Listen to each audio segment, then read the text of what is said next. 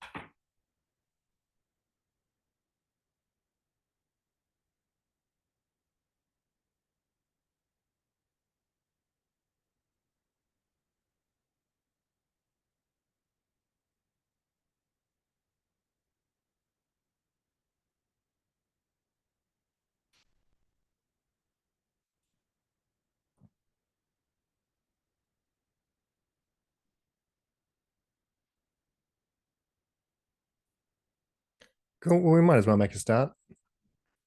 Just get through the introduction anyway while people are rolling in.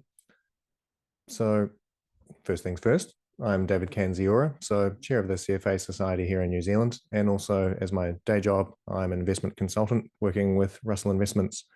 So, just some general housekeeping for the webinar. Feel free to add some questions to the chat. I think what we'll get back to people in terms of putting a hand up at the end of the session, and we'll sort of have a Q&A session at the end. In terms of other events going on, so you might have this, obviously this webinar is one of our finance series. We've also had the KiwiSaver webinar a couple of weeks ago, which was quite successful. There's other webinars coming up which you might be interested in as well. So we've got the FMA's inaugural financial conduct report. That's on July 9 at 12 to 1. So we're going to be talking with Samantha Barris, who's the CEO, and Calvin Benedict from the FMA. And we're going to get their view on regulation and sort of where they want to go, how they want to influence the landscape in New Zealand. We're also offering a number of winter warmer drinks. We've had some in Auckland and Wellington recently, and they're going to be some in Christchurch shortly. There's another webinar coming up soon too as well, and that's on August 6, about 12 to 1. So that's looking at inside the stewardship code, looking at how the stewardship code has sort of changed the investment landscape in New Zealand, what's happening around the world, what might be coming in store for how it's being changed. We're going to have a chat with Jackson Rowland, who's the director of the Aotearoa New Zealand Stewardship Code. So that will be good as well. But today we're looking at ethics and finance and the role AI has to play. So I'll just jump through the agenda, what we want to achieve. Get the right screen, hopefully. Try that one. But we'd actually start by saying what we aren't here to do. So we're not looking to cover the code of ethics in any great detail. There's plenty of resources online that CFA Institute has around that, and there's several case studies and things that they offer in terms of how to apply the standards. We're also not looking at giving a guide to passing ethics on the exam. That's kind of a slightly different focus. Again, there's plenty of resources online around that, and also there's no substitute for just doing the work. What we will be looking at, so we'll just do a quick recap on the CFA Institute Code and Standards. We'll discuss the ethical landscape, and then we'll also look to discuss situational influences and how they may influence ethical decisions. And we'll also have a look through CFA Institute's ethical decision-making framework that they offer.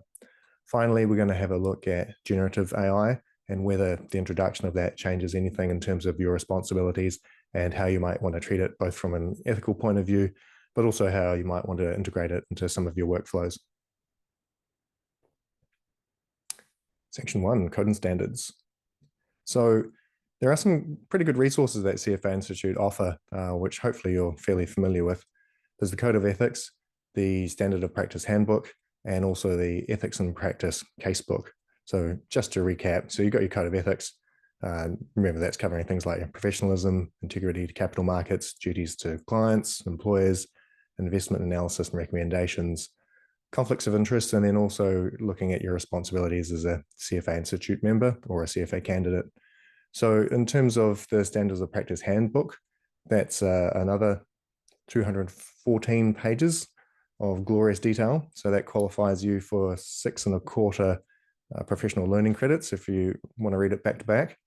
It's also quite a good document in terms of, it takes the high level standards and provides guidance in terms of how to apply them. So it's actually quite practical, and that can be quite a good thing if you're looking for the exam as well, just in terms of thinking.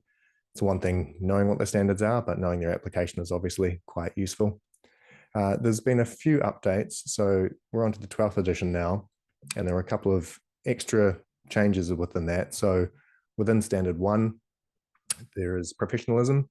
So the board's approved a new standard in terms of Standard 1E competence.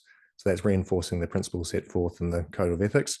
So Standard 1E is now requiring members and candidates to act and maintain the competence necessary to fulfill professional responsibilities.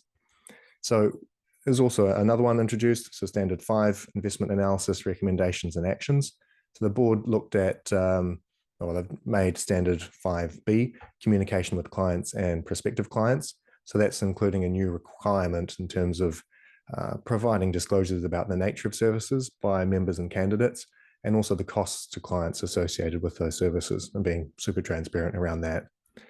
And third change that they made was within Standard 6, conflicts of interest. So the board renamed Standard 6A to avoid or disclose conflicts.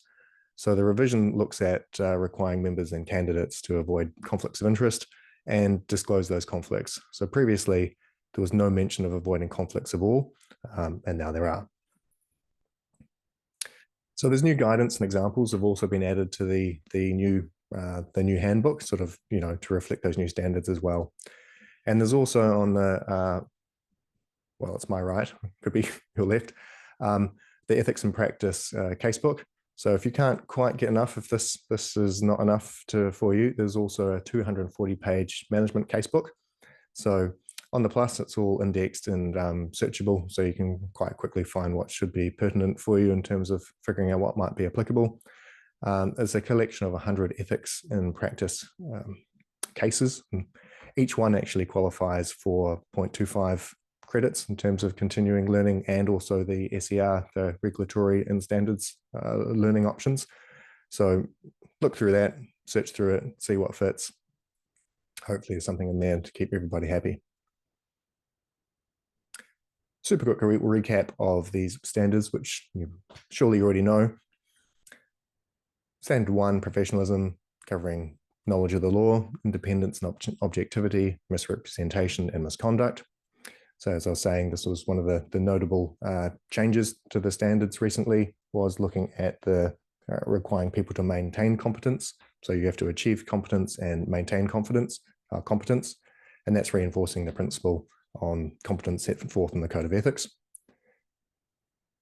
Actually, we'll just grab that guy. Standard 2, integrity of capital markets, material non-public information and market manipulation. Standard 3, looking at duties to clients. So you've got your loyalty, prudence and care, fair dealing, suitability, performance presentation and preservation of confidentiality. So again, another one of the new standards introduced in 2024 was requiring disclosures to clients around the nature of the services provided by members or candidates and the costs for those clients for those services. They really wanted to focus in on making sure people understood the cost of what they're actually getting, and that needs to be, fully disclosed and quite transparent to people. So the goal of the code and standards is obviously to protect client interests, and that's what they wanted to address with this change. So they wanted to make sure people would make informed decisions about their investments and their financial well-being. And by providing full information about your services, obviously, people can hopefully do that. They saw it as critical to achieving sort of decent transparency and trust in the industry. Standard 4, duties to employers, loyalty, additional compensation arrangements and responsibility of supervisors. Haven't been any changes there. 5, investment analysis, recommendations and action. So again, looking at diligence and reasonable basis, communication with clients and prospective clients and record retention. There haven't been any changes here, but spoiler alert, this will sort of be quite important when we get to some of the generative AI. You still need that diligence and reasonable basis. You still need to keep records. You can't sort of just chuck it into the algorithm and hope for the best. So we'll look at how people have done that, some winning stories in terms of things going wrong and sort of how you can protect yourself a little bit later. Standard 6, conflicts of interests, disclosure of conflicts, priority of transactions and referral fees. As noted before, this was one of the 3 areas that did have a change. So the current conflict of interest requiring people to either avoid it. Now you have to actively avoid the conflict of interest and also disclose the conflict of interest. Previously, there wasn't any mention of avoiding conflicts, but now there is. Ethical landscape. So I just wanted to touch on the broad landscape of why. So zooming back from just, having to recite the standards or know the code and all that sort of stuff, why we're here. I wanted to touch on, what exactly we're talking about and why it matters. So put some smart quotes up to, make myself appear smart, but also hopefully you can learn something in the process. It's really, all cheese aside, it's actually a chance to stop and reflect on what's being said. A lot of people have spent their life distilling a lot of concepts in terms of ethics. So it's, I think you do ignore them at your peril. It's easy just to sort of gloss over these things, but, take some time to reflect on some of the wise words. We've got Aldo Leopold here telling us ethical behavior is doing the right thing when no one else is watching, even when doing the wrong thing is legal. So there's a distinction between like compliance and also ethics. When you're looking at compliance matters, and it's kind of like laws, they'll be ensuring employees are conforming to a set of specified behaviors. You'll typically see this with phrases like, you must do something. It's kind of obliging you to do it. Whereas ethics is sort of more behind that. It's encouraging people to behave in a way that's consistent with an organization's, say, core purpose. You'll often see that with phrases like, you should do something. There's an expectation of the behavior. They're not sort of dictating the specifics of what that is, because you can obviously change very small things and then pretend it's all fine. Whereas ethics, further up the tree, it's obviously looking at the reasons behind things. Got Hannah Arendt here, who put it quite well, saying the sad truth is that most evil is done by people who never make up their mind to be good or evil. So we often face unethical decisions not because we're bad people, but because of psychological biases, social or organizational factors. There can also be situational influences about things that affect our decision making. A lot of the biases and the organizational factors and those situational influences can lead to weaknesses in how we discover, how we process the information, and also how we make the decisions. And that can lead to the unethical behavior. Lucky for you, your soul will be saved, and CFA Institute has an ethical decision-making framework, which we can use later. I don't think you can sort of go through ethics without at least tipping your hat to Aristotle. Aristotle's ethics, is sort of like a study of character. It's built around the premise that people should achieve a virtuous character as a precondition for attaining happiness or well-being. And there's sort of 2 kinds of virtue here. You've got the intellectual and you've got moral. So we learn intellectual virtues by instruction and moral virtues by habit or constant practice. So we're all born with the potential to be morally virtuous, but it's only by behaving in the right way that we train ourselves to be virtuous. With effective thinking, you can increase your likelihood that you'll notice or act on ethical issues before they become a problem. You can also recognize ethical dilemmas that require some training. Some situations are more predictable than others. If you spend some time ahead of time thinking about how things may plan out and what you might do, that's obviously quite good. You can also understand fundamental ethical principles. And if you utilize a decision-making framework for ethical issues, again, if you're planning things ahead, it's not just a knee-jerk, what do I do now? You've got this framework to at least think, okay, how am I going to navigate this? And that can be quite useful in coming up with the right decision. I also just wanted to add a local flavor to things. So there's a wise Māori proverb, a person who mistreats guests has a dusty marae. I quite like that one. It's very wise. In terms of the industry landscape, CFA Institute had a Future of Finance Earning Investor Trust series. So this was a slide from one of their surveys, and they looked at retail and institutional investor perceptions of financial services compared with other industries. So a lot of the professionals that people trust sitting at the top of this stack, you'll see things centered around medicine and technology. Sitting at the bottom, probably no surprise, you've got media and government. So the finance community stacks up okay, but we still have some way to go in terms of earning that investor trust. And that's what ethics, at the core of all this. We obviously want to do a good job, but the trust and integrity of the capital markets and the looking after the individuals is obviously pretty core to everything. In terms of situational influences, the third agenda item, I wanted to provide an overview of some of the situational influences that can cause us to stray from the ethical path. I think we're going to do a poll question. We might just do this as a rhetorical question. Which has more influence on whether a person will engage in unethical conduct? A, disposition, a person's moral character, or B, situation, outside circumstances?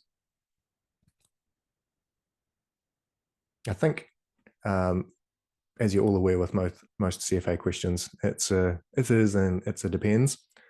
There's no right or wrong answer here, but quite often situational influences are more common culprit than just someone being good or bad. So we'll just jump into a few of those quickly. Situational influences. So there's a few here I've listed. Obviously it's non-exhaustive, but there are some other options. So we've got at the top here, we've got obedience to authority. So this might be your boss, an important person asking for something to be done. I think we're also seeing this around the world in this particular political climate. We're also seeing incrementally engaging in unethical behavior. There's often a slippery slope when you start taking some risks. You might be a trader hiding some bad trades sitting in your 999 account, hoping that it won't get noticed by the accountants, and that might build and build. And before you know it, you've taken out a prestigious bank and owe a few £billion. This is what happened to Nick Leeson in the 1990s. It was always a good story. A lot of these war stories you think can't happen, but they actually do. There's outside influences. So there could be just, blackmail, extortion, otherwise changing the behavior of a otherwise ethical person. You've also got conformity with others. It's easy to go along with the herd and presume because you're going along with it, everything's fine. This happened around the LIBOR scandal in the UK. A lot of people were manipulating the interbank short-term rate. And because there were a lot of people in on it, got to be in. Obviously, it didn't work out very well for everybody. There was some prison time for a few, but that can lead you obviously astray and to think, going with the herd is the answer when obviously it's not. There's also overconfidence. So there can be an assumption you won't get caught if the systems are lax or no one else is looking, but that often doesn't turn out to be true. Following group decisions as well. So it can be quite hard to be the lone voice of dissent, and it can be perceived as more comfortable to say nothing. I would think that comfort does actually cost you something in the long term, one way or another. There's also responding to incentives. So, organizations can have sales-based incentives, commissions, and that can cloud judgment. You might actually get an envelope of cash pushed across the desk if someone's wanting their application fast-tracked. Might be a construction project, might be hiring staff, all that sort of thing. These things do sound outlandish, but then they do actually happen here and there. Ethical decision-making framework. So CFA Institute has come to your rescue, and they've got an ethical decision-making framework, so we can start to try and figure out, actually, how would we do this? So you might be lucky enough to have your own moral compass, and you might have your own backgrounds and beliefs, which can provide and guide you at appropriate moments. In the absence of having such fortitude, CFA Institute's got their own ethical decision-making framework that can also help you.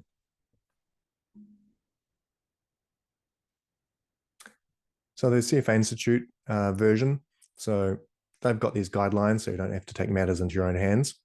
So this is the ethical decision-making framework created by the Institute. It's got 4 main steps.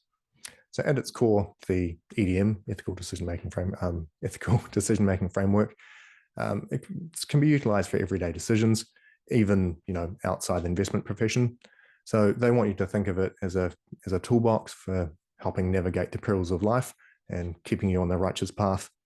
So the tools for analyzing and evaluating ethical scenarios in the investment profession, but like they were saying, you can apply it sometimes outside of that. So there's an identify, consider, act, and reflect framework, and that's advancing the decision-making structure for situations that fall outside the confines of just something being black or white or something being, quite easily right or wrong. Utilizing this framework helps you think, actually, where does that sit and what should I do? It's deliberately not a linear model. It's not just a straight checklist. It's intended to be a framework to provide, the key elements of what you need to know and what you need to do to hopefully make an ethical decision. The framework's, offered with the understanding that there'll be additional conflicts and actions unique to each scenario. Just jumping into, what that means and how we get through the framework. Starts off on the left, ethical principles. So which fundamental investment professional principles, like fair dealing, full disclosure, loyalty, diligence, all that sort of thing, which of those are at issue? Duties to others. To whom do we actually owe that loyalty? Could be clients, could be employees, could be employers, colleagues, all of the above. And some duties, such as protecting the integrity of capital markets, might be more important than others. So it also wants you to figure out, what are the important facts? What do you know? And what additional information do you need to make that informed decision? Also wants you to go through having a look at the conflicts of interest. So, any encumbrances, relationships, incentives, or that will influence your actions. And then also the next steps to stop and consider. So, do you actually have outside pressures? Might be conformity to group opinion, could be obedience to authority, some of the other things we talked about before, or maybe even some internal biases like overconfidence that can affect your decision-making. Wants you to have a think about, what alternative actions, can you brainstorm some actions? Can you avoid the particular preconceived path? Are there some other options? Step back and consider. Also thinking about additional guidance. So if you sought independent, objective assessment of other parties to gain additional perspective. It could be legal guidance, could be other people in a similar situation, could be people within the firm. There are always many options. The third step in the framework wants you to have a look at ACT, actually making a decision. So the specific action required will vary on quite a lot of aspects. So you've got your decision, could be multiple steps, could be some, not at all. It's obviously case specific, but you do need to make an action. You might actually think, I kind of want to elevate this to a higher authority. So the best course of action could be talking to someone else, might be, like we're saying, could be legal, could be following up with someone else. But you do need to make sure, following up with people afterwards, that a decision has been made and something has been implemented. You sort of can't just sit on your hands. That doesn't count as being a good corporate citizen. And the final step, sitting there under reflect. So, reflect on what you've learned from the situation, review the path taken and any lessons learned. Hopefully that will influence you in the future and come to your aid when you face a similar situation. So you also want to have a think about, your own strengths and weaknesses. So regardless of whether you're bringing positive or negative change in terms of consequences, understanding your own strengths and weaknesses can sort of be quite useful for, again, acting ahead of time, thinking where things could be difficult for you. And if you do face those difficulties, what things will look like. And again, so you're ready. I wanted to jump into, okay, so we've got the CFA standards, we've got the landscape, we've got the framework model, cool, all set. Generative AI comes along. How does that change everything? So in terms of, defining what we can call generative AI, we thought we'd take the IBM version, which says, generative AI excels at analyzing large data sets, identifying patterns, extracting meaningful insights, and then generating hypotheses and recommendations based on those insights to support executives, analysts, researchers, and other professionals in making smarter, data-driven decisions. So cool, but where does that get us? So NVIDIA also had a State of AI in Financial Services report delivered in 2025. So they were saying 57% of respondents in a survey of 600 global financial service professionals, they were reporting that they were using or considering using AI for their data analytics. And the chatbot built by OpenAI, powered by GPT-3 and GPT-4, the families of the large language models, that they respond to natural language prompts, much like a very well-informed human assistant. And it's continuously evolving, as we all know.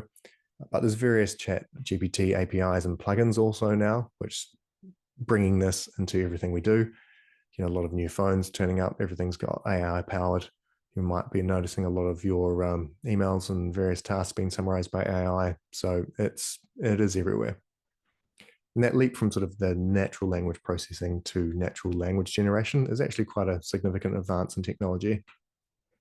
We had models like, in terms of large language models, they pre-train on quite a lot of data. So we've got to, well, I'm just thinking it's got to scale quite quickly. So with GPT-3 had 175 billion parameters, and GPT-4 has even more. I think that's estimated at 1.76 trillion.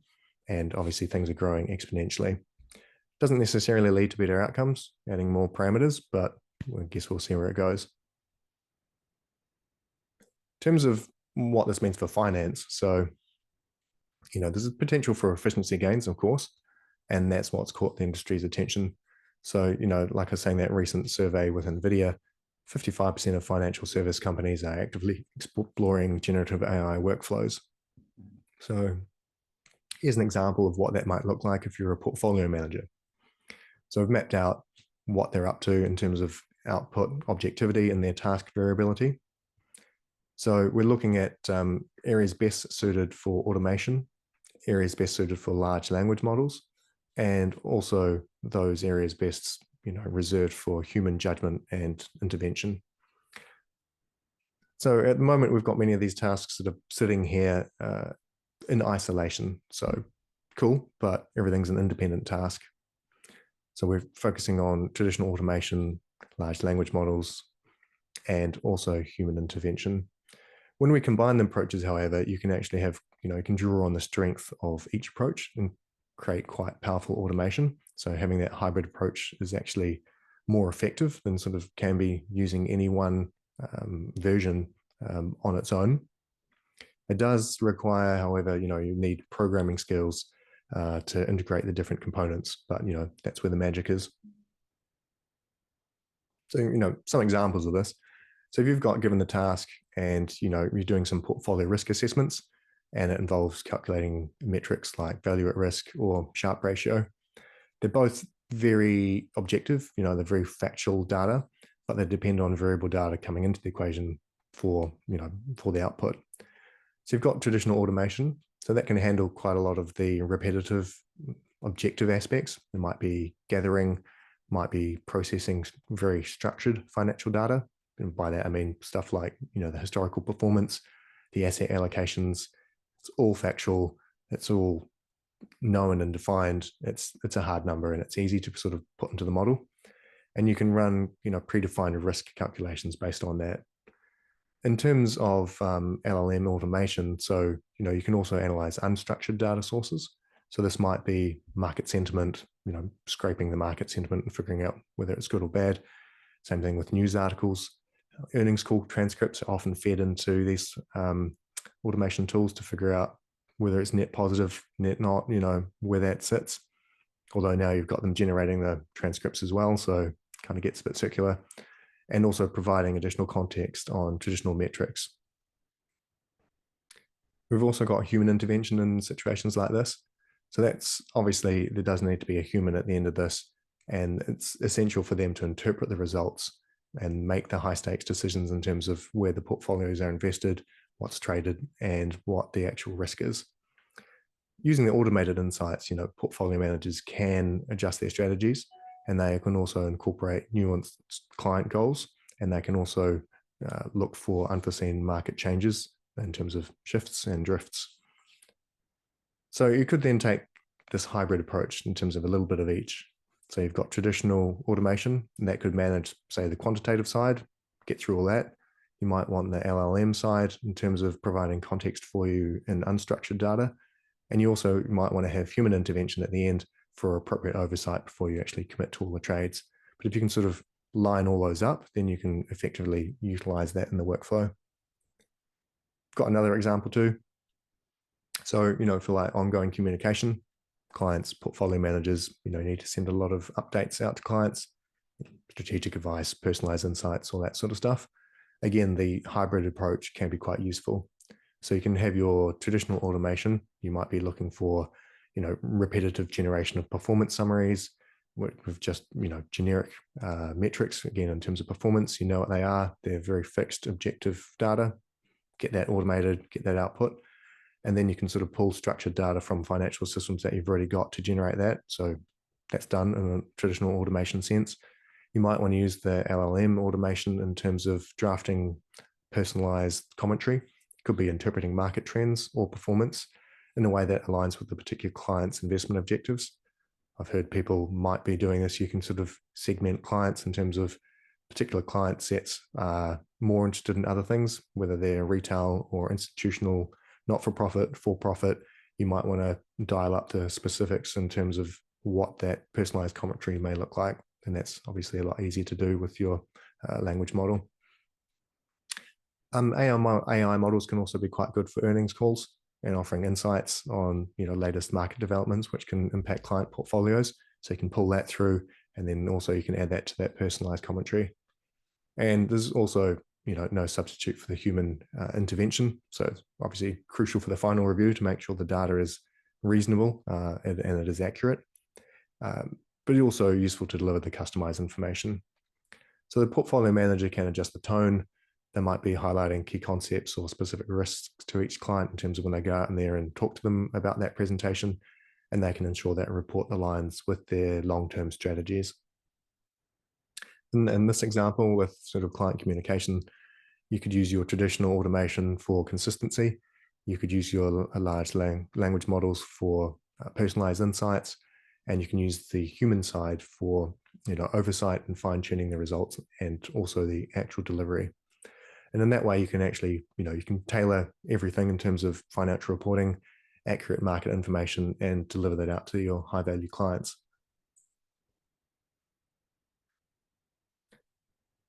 Just going to note here, there's CFA Institute's got quite a lot of information on how to use generative AI and what they think it means in terms of the investment profession. So do check some of those out. AI is really only bounded by your creativity, which fortunately can also be outsourced. And whatever department you're interested in, there's obviously options for you in terms of streamlining those workflows. When you do streamline the workflows, you'll obviously still want to make sure, the data has integrity and it's accurate, it's feeding into these models. And there's also transparency in the process. And we'll jump into a little bit more of that shortly. So we've got Brian Pisaneski at CFA Institute. So he's done quite a lot of work in terms of figuring out automation and how do you assess whether tasks are right for automation. Keep an eye out for Brian. We're hoping to bring him out for the CFA conference at the end of the year. That'd be great if we could have his views on AI and technology workflows. So Brian's developed this framework, and the job of it's to help prioritize projects for automation and, quickly assess whether it will be useful. So we've provided so far, like an initial assessment of tasks that are suitable for large language models and also traditional automation, and also insights how we might think about that in general. Brian's calculated this GPT prompt, and you can use it in terms of making an initial assessment of whether a hybrid approach to automation will be useful for you. So the prompts, it's evolving over time, and it'll be available for contributions and updates from the CFA Institute Research Centre. There is also a Policy Centre GitHub where you can download some of this data. We welcome your contributions and invite you also to build upon this framework if you want to add to this and then also upload it to the GitHub Center. So Brian's scorecard that he's got, it allows people to rank tasks based on different attributes. And then you can use that scorecard, pass it along to GPT along with other prompts that describe the framework that we've developed. And then you can also use that model to recommend a hybrid approach for automation. And in that way, you can use some of the models to figure out whether this hybrid concept is going to be useful for you. There's also a question around agency, and the potential for efficiency gains obviously caught the industry's attention. Everyone's keen on it. Like I was saying, 55% of financial service companies are actively exploring generative AI workflows. So who's actually responsible for the generative AI output and for the use of AI agents in creating workflows? Unfortunately, you still are. This gets back to some of the CFA standards. That's why they're not very strict rules sitting at the bottom of the hierarchy. They go a bit further up. So they're delivering the frameworks again in terms of what is suitable. So you still got the same obligations as always. A couple of key ones that come out will be responsibility of supervisors. You are still supervising something, you're responsible for the output, and also diligence and reasonable basis. You can't just accept the output, so that's fine. You do need to review it, and there do need to be steps to make sure the data is accurate. We'll go through some of the AI workflows a little bit later as well. Thought we'd just pause for a cautionary AI tale. So you may already be aware, hallucinations in AI are always quite exciting. So, you've got AI hallucinations where generative AI chooses an output that's nonsensical or altogether inaccurate, but it seems quite plausible when it's stated. There's a classic example in the US, personal injury lawyer using generative AI as a research tool for preparing high-profile cases, and the generative AI hallucinated legal citations, which were caught by the judge, and he was not very impressed. So our protagonist here, Schwartz, he did do his legal research using ChatGPT, didn't fact check the cases that were cited, other than asking ChatGPT whether the cases were real. So you asked the prompt, are these actual cases? And ChatGPT did tell him all these cases could be found on reputable databases. Schwartz is reported to have believed he didn't comprehend that the chatbot could lead him astray. OpenAI does actually acknowledge that there's no single source of truth for real language training, and that ChatGPT is designed to answer the questions to the best of its abilities rather than answering them, rather than leaving something unanswered. So it will always make a guess. And a lot of the time they do sound plausible, but they're not obviously necessarily correct. So this one in terms of finance would come down to investment analysis recommendations and action, standard 5, diligence and reasonable basis. This probably wouldn't be reasonable. Obviously, you could use it in your workflow. You should note transparently that you are using it in your workflow, and then you obviously do need to check the raw data. So there's several ways bias can creep into machine learning systems. So you might have biased training data going into the model. You might have poor data handling. You might have inappropriate model selection, or you might actually have an incorrect algorithm design. So these need to be addressed by implementing a comprehensive bias pipeline. So got one here for you. So what you want to do is adhere to the clear principles laid out in the decision framework and develop and deploy some of the responsible AI applications. Same sort of thing, striving towards ethical goals like fairness, accountability, transparency. Firms can go a long way to tackling bias in AI. An often cited example in terms of bias, and particularly in the financial sector, would be around credit decisions. So you might have automated systems magnifying historical trends in terms of excluding certain demographic groups because the data that the model is trained on, and that perpetuates those biases. So that's obviously a particularly useful in finance circles, just to make sure you're feeding the right data in there and to be aware of the bias pipeline as you're doing it. So a couple of the most common biases that manifest particularly around financial data to train machine learning models in the investment industry would be, training them and back testing them would be when you're looking at survivorship bias and also look ahead bias. So survivorship bias, famously illustrated by the old World War II bomber. So when the US was looking at the damage sustained by bombers after coming back from missions, someone was mapping out exactly where where aircraft were hit, and it took the statistician Abraham Wald to point out, actually, this is excluding aircraft that have been shot down in the data set. So he thought actually you should be adding armor to areas that had not been hit rather than areas that were hit, which was what they were doing before, since the bullet holes in the returning aircraft likely represented areas where they could take damage and still make it back. You can still get back if you get hit in the spots because they're the ones you're looking at. The areas where it hasn't been hit probably went down. So it was quite a good insight. In terms of investment management, survivorship bias generally takes the form of ignoring companies that no longer exist in a particular data set. Either they might be delisted, fallen out of the index, they might be bankrupt, or possibly they're subject to corporate action like M&A. Of the nearly 3,000 constituents sitting in the Russell 3000 index when it was created in 1986, fewer than 20% have survived until today. So failing to keep data on companies that did not survive, you've scrubbed the data and all your model sees is success. Survivorship bias can also lead to model overfitting, which describes a situation in which the machine learning model gives accurate predictions for its training data, but not accurate once it's sort of out in the real world. It's sort of, highly overfitted to the biased data that went into it beforehand. There's also major risks in terms of governance issues faced by investment firms adopting AI or big data. CFA Institute did a study on investor trust, and when they looked at this, the main things that they were concerned about were transparency of algorithms, protection of intellectual property rights, operational risks, compliance risks, and also protection of data security and privacy. This was from 976 institutional investors.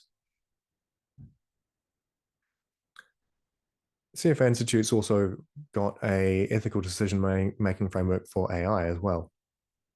So this takes you through all the workflow steps in terms of making a model.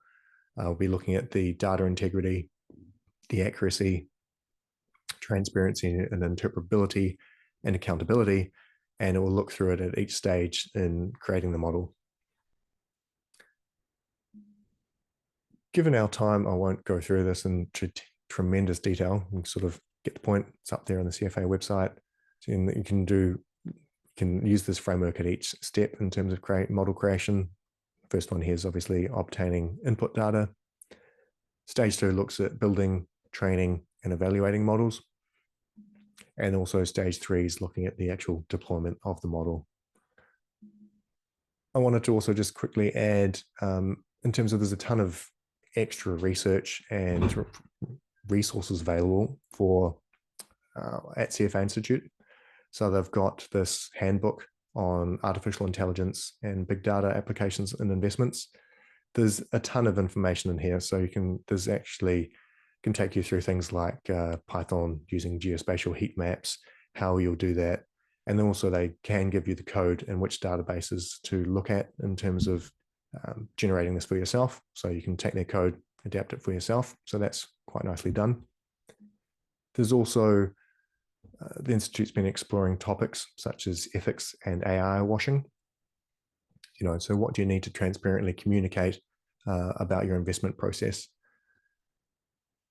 There's been cases, particularly in the US, where, just utilizing an Excel model isn't really an example of AI. But, if you leave it up to people who are in the marketing department in terms of selling products, I'll probably say it is.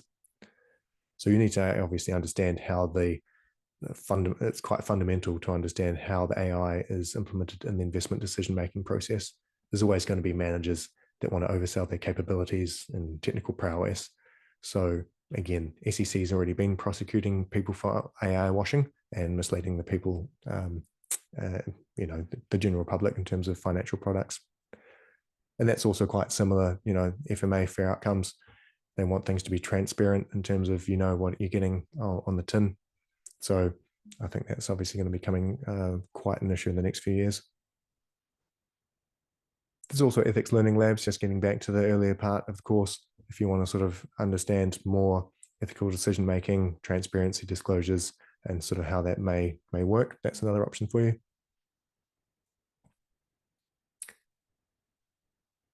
social media. Everyone loves more CFA. There you go. Fill your boots. I think what we'll do now, we can open up for questions.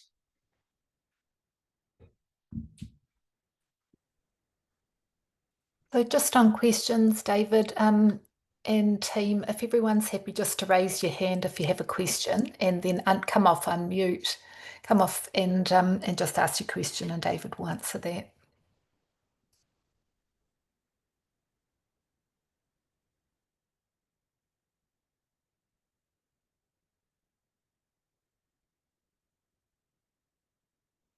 I was also going to mention too, you can obviously make your own models, generative AI in terms of a closed system. So what can be quite useful is to have the closed system not accessible to anything public, and you can upload a lot of things. So maybe you do upload the code and standards, you do upload the case studies, you do upload everything in terms of training on this data, and then you can actually have the conversation with, here's my situation, what are the key ethical things I need to be thinking about, what's the framework, how do I apply this, and you can sort of have a conversation with the generative AI, which is quite powerful. And if it's a closed model too, you can also add in stuff from your own particular work if that's what they allow.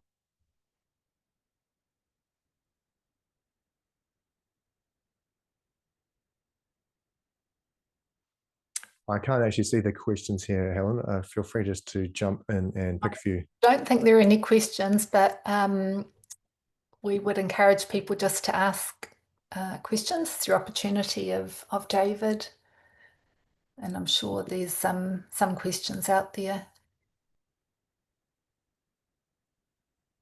So I guess the main takeaways are, obviously you probably know already the code and standards, quite useful, but the Institute has quite a lot of information around generative AI and how you might want to put that in your work stream. Also the risks around doing so. Be conscious around the risks that we talked about in terms of bias and overfitting models. And also there's the ethical frameworks in terms of AI that you can implement, of eliminating those at each step in terms of building the model. And there's also quite a lot of resources in terms of the actual technical code, which can be quite useful too, just in terms of more data analysis side as well, which can be quite good. So David, I think you don't seem to have any questions, which I will take as you having explained the topic perfectly. But if people do have questions that they think about afterwards, you're welcome to email us at info@cfasociety.org.nz, and we'll direct that on to David and perhaps cover off in our next newsletter. Otherwise, thank you for your participation today, and I'll ask David just to finish with any parting thoughts. Oh, now I've got to come with more material. No, it's all good. No, it's a fast moving space. So it's kind of, like I said, it's easy to get lost, but actually you should always go back to the Institute. There's a lot of smart people that have figured out this stuff beforehand. They've had these issues and they've fixed them, written some papers on it, and there's frameworks and guides for you. So obviously use that. Like I was mentioning, Brian, who had some of the information prior in the prior slides, hopefully we're able to get him out to the conference at the end of the year. So come talk to him in person. He'll be presenting on similar sort of topics. So that would be quite special to be able to get someone out if we can manage that, but that's a work in progress. That's great. Thanks very much, everyone. Just a reminder of our next webinar on Wednesday, the 9th of July. Thank you very much for your participation today. Cool. Thanks, everyone.